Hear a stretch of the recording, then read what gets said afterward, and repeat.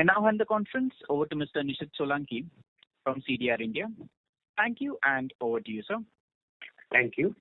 Good afternoon, everyone, and thank you for joining us on PI Industries Q4 and FY21 earnings conference call. Today, we are joined by senior members of the management team, including Mr. Mayank Singhal, Executive Vice Chairman and Managing Director, Dr. Raman Ramachandran, Managing Director and CEO, Mr. Rajnish Sarna, Executive Director, and Mr. Rajiv Batra, Chief Financial Officer. We will begin the call with key perspectives from Mr. Singhal. Thereafter, we will have Mr. Batra sharing his views on the financial performance of the company. After that, the forum will be open for question and answer session. Before we begin, I would like to underline that certain statements made on the conference call today may be forward-looking in nature, and a disclaimer to this effect has been included in the investor presentation shared with you earlier and also available on stock exchange website. I would now like to request Mr. Singhal to share his perspectives with us. Thank you, and over to you, sir. Yes, good afternoon, everyone, and thank you for joining us on the PI annual call. I hope all of you and your families are keeping safe and doing well during this pandemic. As you have seen, we are witnessing a very challenging time with the upsurge of the COVID-19 second wave, and our endeavor has been to maintain the momentum of the business in line with our objectives. We are doing our best to whatever measures and initiatives we can take to help those suffering and are in need. Now, I take pride in sharing the company has reported a robust set of numbers with consistency for 2021. During Q4, the revenue has increased by 40%, EBITDA improved by 22%, and the PAT reported gain of 62%.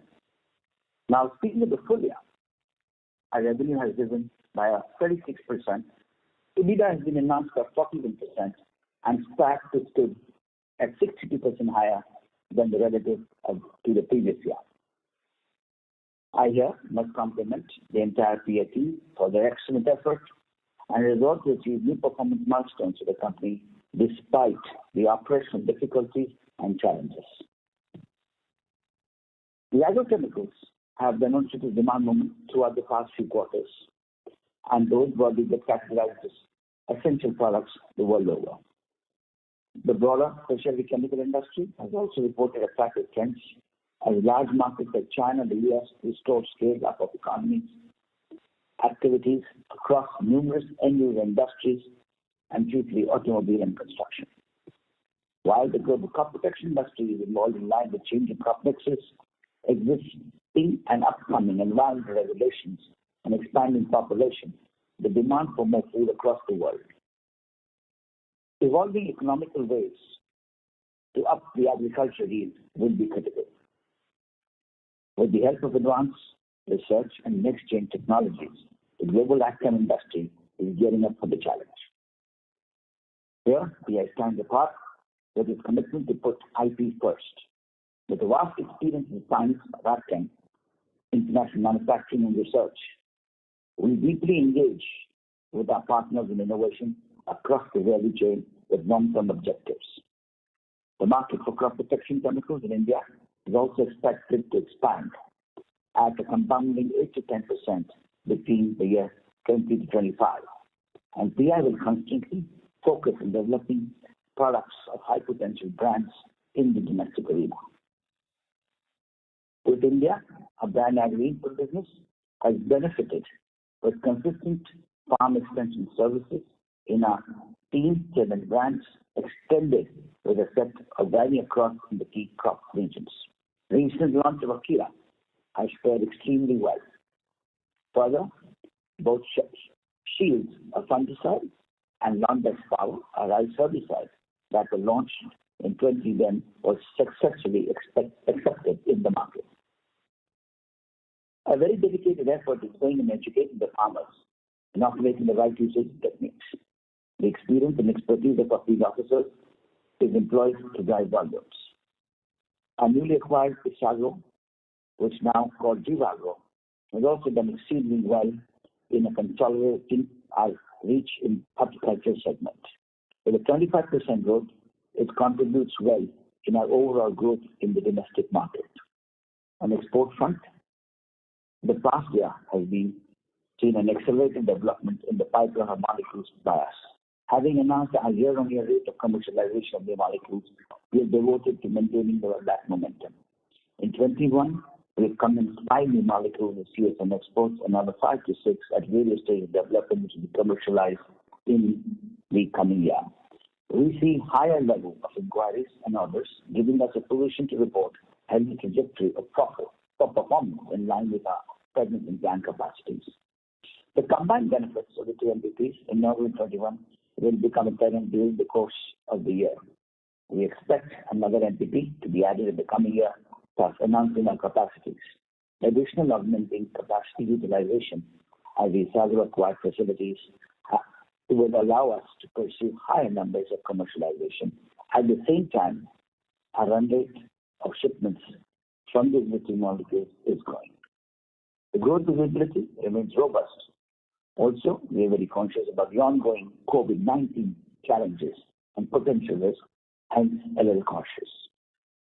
The domestic side, the target of rice production for this curry has been slightly higher at 104.3 million metric tons relative to the previous year. Cotton and soya are expected to see increase in acreage and farmer benefiting from higher price over last year.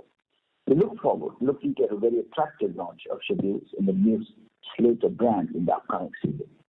We have a target of introducing 5 new products this year, strengthening rice, cotton, and horticulture portfolio. In keeping our leadership in the exclusive advanced solutions, many products will open new vistas for productivities and higher yields. The integration and management of the specialty horticulture portfolio to Jivagro is underway, and subsequent seasons will see the effect of distinct strategies. Efforts are also in place to integrate digital technology and augmenting sales efforts and managing customers. PI continues to see excellent in-house technology development efforts with dedicated teams to propagate new technology for such chemistries, and we are gearing up to build new platforms for growth. Given the forecast of normal monsoon development in the agri economy, one can expect present and healthy trends to continue in the coming quarter. Timetable for commercialization of new molecules is attractive, as well as we should be help the situation in sustaining the performance momentum. On our plans for diversification through inorganic approaches, while the pace of progress surely got impacted over the last couple of months with the COVID-19 second wave surge, but we are processing, progressing, and are in advanced stages of variety of select pharma assets. I would now like to conclude, and you'll hear from our CFO, Mr. Rajiv Batra. He will share the perspectives and financial metrics and progress made. Thank you once again. Over to you, Rajiv. Thank you. Thank you, Mayank. Good afternoon, and thank you everyone for joining the call today. I will share the financial performance of Q4 in FY21. All comparisons are on a year-on-year basis and on a consolidated basis. For Q4, we reported encouraging performance with, like Mayank said, revenue growth of 40% at 1197 crores, driven by 47% gains in our CSM exports at rupees 1,006 crores, which has been led by healthy volume increments in our key molecules. This was supported by a 11% expansion in our domestic business to rupees 191 crores, which is very much in line with our business plans. Isagro demonstrated robust revenue growth of 51% in this quarter. Moving to profitability, EBITDA improved by 22% to rupees 227 crores, which is in line with the higher revenue run rate, and margins stood at 19%. Moderation in EBITDA was on account of lower gross margins, primarily due to two factors. One is a changed product mix in the quarter, as well as reduction in the MEIS benefits, which is the export benefits, which the policy now changed. Profit after tax came in at 180 crores, higher by 62%, benefiting from operationalization of the new SEZ and reduced effective tax rates. Let me also cover the annual performance for FY21. Blended revenues enhanced by 36%, supported by 35% gains in CSM exports and 39% improvement in the domestic business. EBITDA grew 41%, translating to margins of 22%, higher by 90 bps, PAT higher by 62% at rupees 738 crores. Based on healthy operating performance within the year, our balance sheet has further strengthened. We've witnessed significant improvement in free cash flows to the tune of 303 crores. Gross cash flows are in excess of 900 crores, and better working capital management clearly played a major role in this. Net worth almost doubled over the last year due to higher operating profits and the fund which we raised via the QIP. Inventory levels increased in line with our expected growth trends, as well as some proactive safety stocks that we planned to ensure business continuity amid the COVID scenario. Total capex entailed in FY21 was 459 crores. Order book position continues to stay strong at $1.5 billion, with high visibility growth for the next couple of years. Premised on stellar performance during this fiscal, the Board of Directors recommended a final dividend of 200%, which is rupees 2 per share. This, in addition to the interim dividend of rupees 3 that was already declared in FY21, makes a total dividend of rupees 5 per share. This concludes my opening remarks. Now I request the moderator to open the forum for Q&A. Thank you. Thank you very much. We will now begin the question and answer session. Anyone who wishes to ask a question may press star and 1 on their touchtone telephone. If you wish to remove yourself from the question queue, you may press star and 2. Participants are requested to use handsets while asking a question. Ladies and gentlemen, we will wait for a moment while the question queue assembles. A reminder to the participants, please limit your questions to 2 per participant. Should you have a follow-up, may we request you to rejoin the queue. The first question is from the line of Aditya Jhawar from Investec Capital. Please go ahead. Yeah, hi. Thanks for the opportunity. Few things. Will it be possible to break the CSM revenue between molecules which is less than 2-year-old, between 2 to 5 years, and over 10 years? So the question here is that your order book doesn't seem to give us clear indication on the growth trajectory. If we are able to dissect the CSM revenue into different buckets according to the age, it will be quite helpful. So Aditya, thanks for this question, Aditya.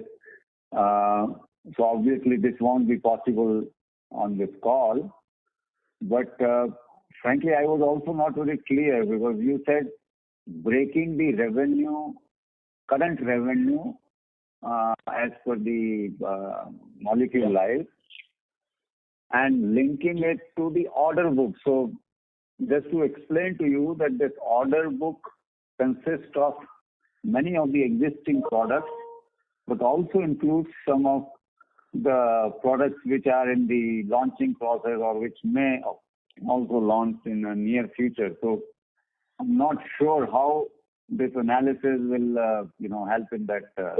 No, sir. Happy to do that discussion offline and understand more. Absolutely, I'll get in touch with you. So the second question is that last year we commercialized 5 molecules. This year we plan to commercialize 3 molecules. Both of them put together represents almost 30-35% of the molecules that are already commercialized. So as we see the ramp up of these molecules, the revenue growth should accelerate. On the contrary, if these molecules are replacing some of the old molecules, and probably that is the reason that order book hasn't changed materially. if you can, shed some light in terms of, your top line growth guidance is about 15%. That's significantly lower as compared to last year growth about 50%. So how much conservatism we built in that, and what about, the molecule commercialization pipeline that I just alluded to? Aditya, your voice was breaking in the last part of your question, so I'm not very clear on your question. So if you can please repeat the last part of your question. So I just said, sir, we are adding almost 35% of existing molecules getting commercialized, and then in last year we added something we'll add in 22. That essentially means that a revenue momentum and the order book accretion should be meaningfully better, unless and until we are replacing a large part of the new molecules and the existing molecules are getting replaced. If you can, help us understand this. Yeah, I understood. So, there are 2-3 parts to this question. One is that you're right that we have commercialized 4-5 products last year. This year also we are targeting to commercialize 4-5 products. Now, first thing is that not necessarily that all these products we have created a asset or a new plant, and therefore we have a long term 5, 7, 10-year contract for each one of them. No, it is not correct, because some of these products are fitting in our existing plants, white spaces, and there the approach, obviously, the desire is to have a longer term contract, but then you need to make a trade-off between long-term contracts and your flexibility on commercial terms and all. And therefore, the approach from our side always is that if we are putting steel on ground, certainly we would like to have a long-term contract, 5, 7, 10-year contract. But when we are not putting steel on ground and we are fitting some of these products in our existing plants in white spaces, there again, there is no general formula, but we generally want to keep flexibility, commercial flexibility, pricing flexibility with us, so that we can try and fit those molecules according to our wish, depending on what is coming out of pipeline next, and whether and how those molecules may be much more beneficial in long term, and therefore not ending up committing our capacity for long term. Okay? So in short, these 5, 7, 10 molecules in 2 to 3 years doesn't mean that we have ended up in, or we have entered into 10 contracts for 5, 7 years, and therefore that should add to the order book position. That is not the right assumption at your end. There are a couple of products where certainly we have got into long-term contracts, but since we are also on the other side continuing more than 30-35% growth, and the order book is depleting with that growth, the addition of these few products and their contracts have not reflected that much increase in order book. But yes, there are additional contracts which are getting entered, but obviously it has not reflected as such in the increase in order book. I hope this answers your question. Yeah, absolutely, Sanadi. The next question is on the margin front. We understand that MEIS had possibly an impact of about, say, 200 basis points on a YOY gross margin contraction, but you alluded to one point of unfavorable product mix. If you can help us understand what this unfavorable mix is about, and is it will the mix remain the way it is going ahead, or you expect it to reverse? It would be helpful, sir. Okay. No, this is a valid question, and in fact, I'm sure that many of my friends will have this question. So I'm trying to kind of give a comprehensive response, and then also request Rajiv to add if I miss something. Okay. Now, on gross margin front for quarter, if we are talking, there is some 4.7, 4.8% reduction. And it is primarily coming, we have done this, you can imagine we have done this detailed assessment internally during our internal reviews and meetings. So primarily this is coming from these 3-4 reasons. One primary reason is the product mix, because as you can imagine that every quarter, and this being a seasonal, particularly the domestic business is a seasonal business, every quarter or every season has its own, product profile or product portfolio requirement, and therefore close to 1.25 or 1.3% is coming from product mix, where the product mix, given the current crops and season and other dynamics, is impacting. I'll request others to please go on mute so that, because there is a lot of disturbance in that. So 1.25, 1.3% is coming from there, change in product mix.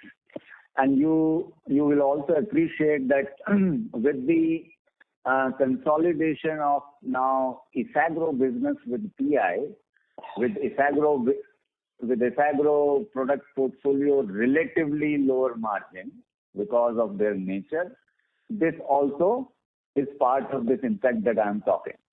The second impact has come from MEIS, which has been explained, and yes, the MEIS in our industry is close to 2%, but there was a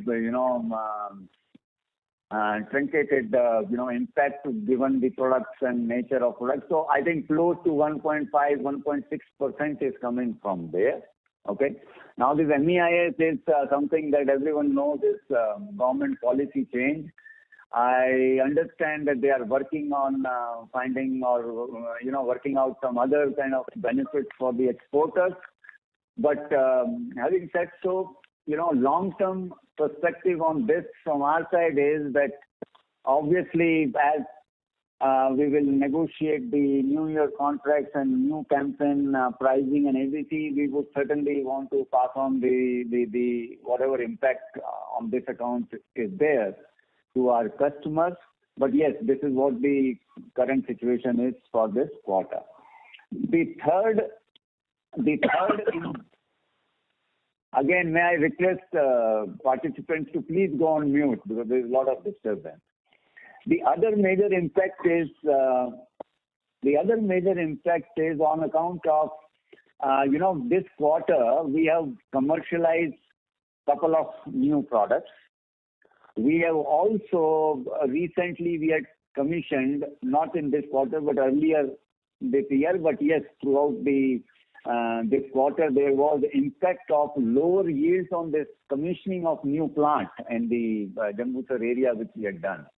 So basically the third reason is that initial hiccups and yields and lower yields and the commercialization of new products, whatever teething troubles that we face in initial couple of months or quarters, that has also contributed to this higher cost and therefore lower gross margin. But this particular aspect has since been addressed, particularly this new commissioning yield, because now sitting in April and May, we are seeing what is the new plant commissioning status and yield, and with the efforts of our team, plant site and other operation leaders, we have achieved our targeted yield. So that impact is not there now. I will not be felt in the quarter one.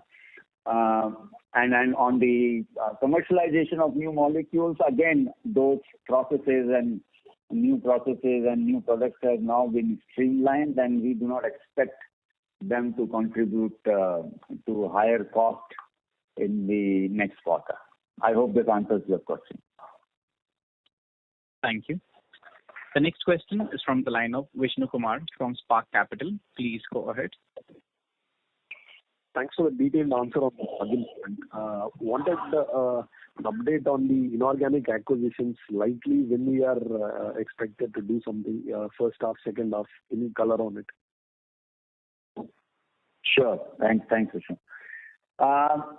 Well, honestly, on inorganic front, things have been certainly, the pace has certainly been impacted with this second wave and upsurge of COVID, because of which, you can imagine the overall logistics, travel, evaluation, discussions, negotiations, all these got impacted.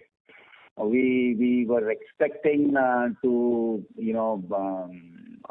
move to a definitive stage by the end of March or April, but yes, because of this last couple of months situation, things got delayed a bit. But yes, we are at a pretty advanced stage, I would say, in some of these evaluations.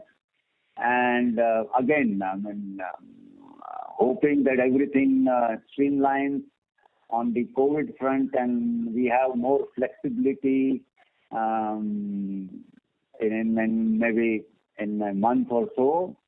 I hope we should be able to do or progress on this concretely within this quarter or early next quarter. So would this be a part of the investment, or just trying to ask whether this entire couple of acquisitions which you're talking about, what would be the outer timeline to do 1, 2, or 3? When would be completing all of them? Any outer timeline? Outer timeline, we have already.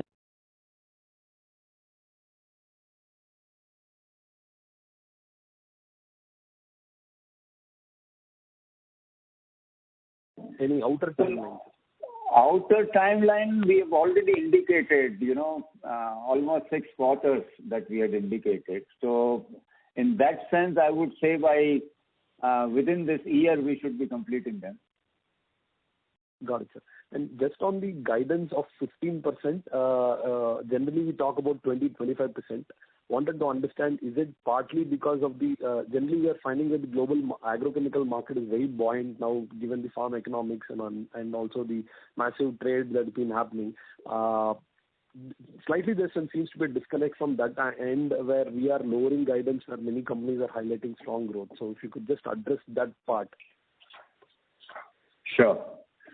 So 2-3 points I'll mention, and then I'll also request Mayank to add something on this. So first of all, as you can imagine, that we have grown very, very aggressively in last year, FY21. We have been for the last couple of years, we have been saying 20% plus kind of growth, but we have grown much faster. Okay. Secondly, even at this point in time, given the kind of product pipeline that we are seeing in R&D and also the kind of outlook that we are, hearing from our customers, the visibility is pretty strong. Okay, growth projections are pretty strong, even in domestic area. This I was talking about export, but even in domestic, given our product pipeline that we are aiming to register in this year and next year, it is quite number of products that we are kind of targeting to register. The only point that we are a little cautious around this is the current COVID situation. For example, for last 3 months, we have seen a significantly serious situation in Gujarat. More than 200 to 250 people, even in PI, was infected by COVID.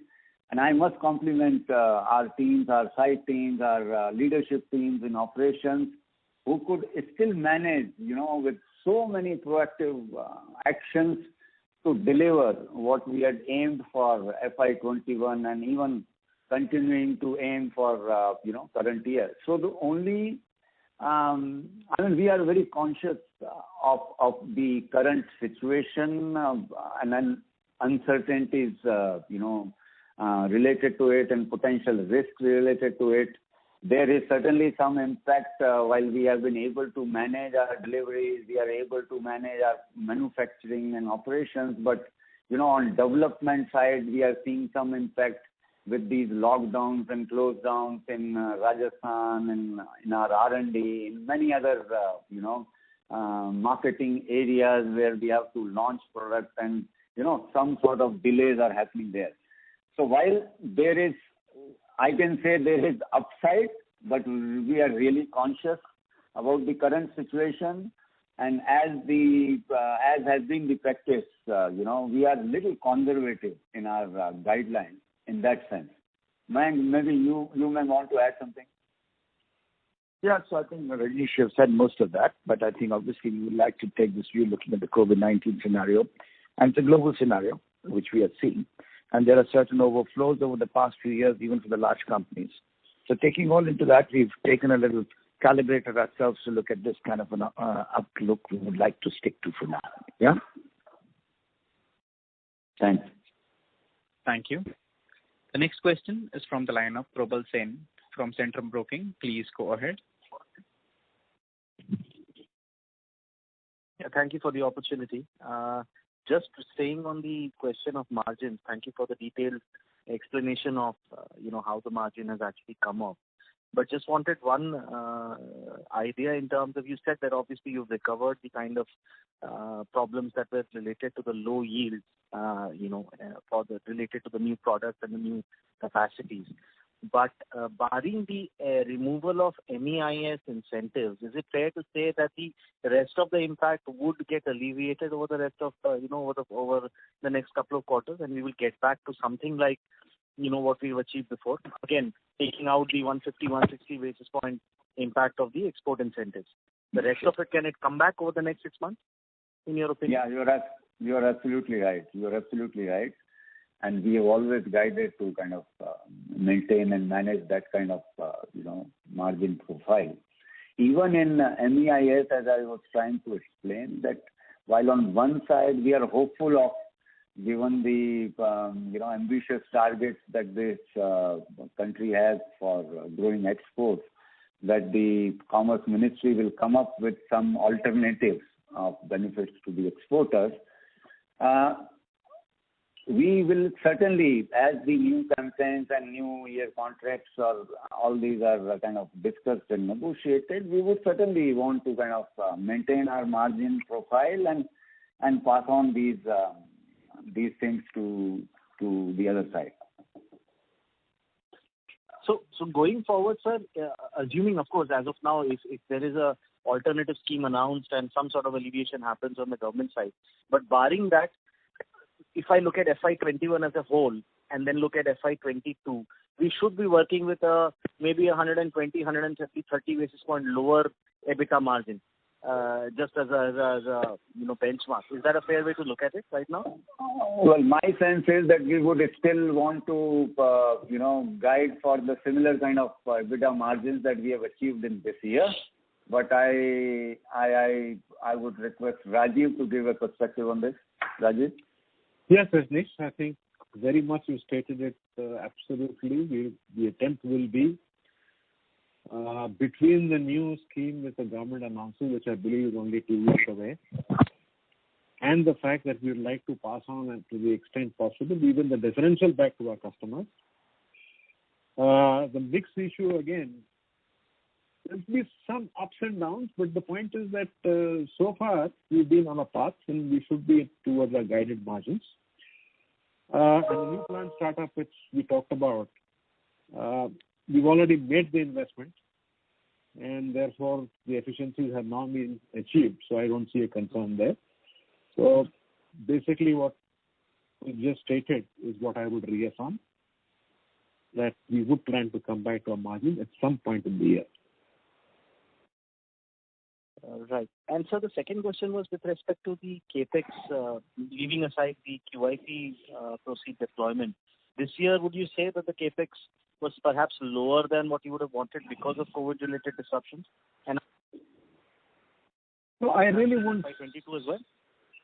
Our guidance would be that our main capex cycles, the investments, will not be at that pace that you've seen in the past. For the last 2 to 3 years, we've been through a heavy capex cycle as we created our capacities in newer facilities.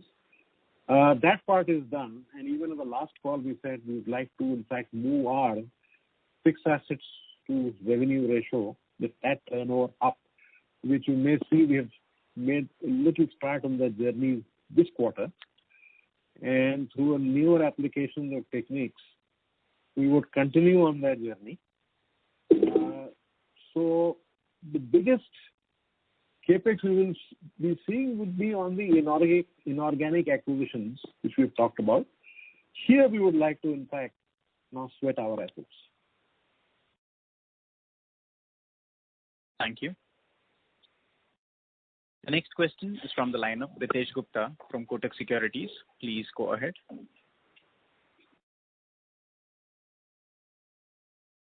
Mr. Gupta, your line is in talk mode. Kindly go ahead with your question, please. Hi, am I audible? Yes, there you are. Yeah. So just one question on the pharma side. You've been talking about an acquisition, but could you just highlight a bit on the organic effort that has gone that side, and what do you really intend to do with the acquisition? I mean, is it like a full-blown acquisition where already there would be clients, etc., and it will just be like a plug and play, and you will kind of add to it? So if you would just lay upon what are you on the pharma side, what are you intending to do, given that you already identified the target? B, I think on the non-pharma side as well, if you could just update us on the progress. And I mean, I think a few quarters back you had highlighted that you would like to have 20% of the revenues coming in from pharma in the next 3 years or so, if I remember correctly. So just want to speak an update on that. Do you think it's still possible? Well, I'm afraid you will have to repeat your question because your voice is not very clear. There is a lot of buzz around and, it's not clear. So maybe if you try, if you were talking from headphone, please try. Yes, this is now sharp and better. Yes. Yeah, no, so I just wanted to check on the non-agro piece, revenue growth initiatives that you're taking. Yes. So I think 2-3 quarters back, or when you did your QIP, you had said that I think you're looking at 20% sort of revenues to come from non-agro business from pharma in the next 3 years. So A, is that guidance still intact? B, I think when you've identified the target and you're probably closer to the closure, I just want to check what kind of strategy you will have with this kind of acquisition in terms of what will it be like more like plug and play, or would it be complementary to your existing organic efforts? And third, on the non-agro and non-pharma side, any progress there? I could see some talk about fermentation technology, etc., also over the annual report and all. So could you just talk about some of the other initiatives there? Sure. So on pharma side, yes, you're absolutely right.